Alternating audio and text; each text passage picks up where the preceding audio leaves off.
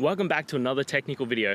Today we're going to be going through a question, going through those answers, and hopefully it leads to your solution.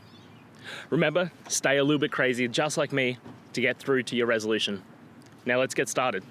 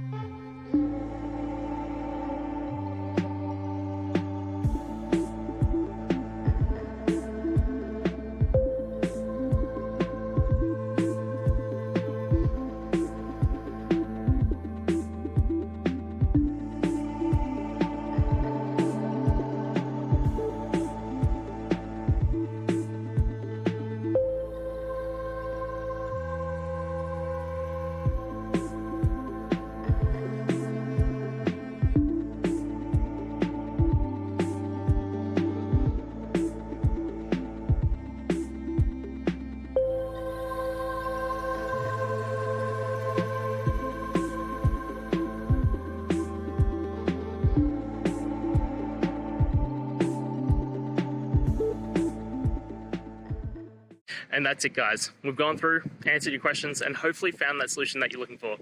If we did, please hit subscribe. I'd really appreciate it. And until the next time you need technical help, I hope you have a good one.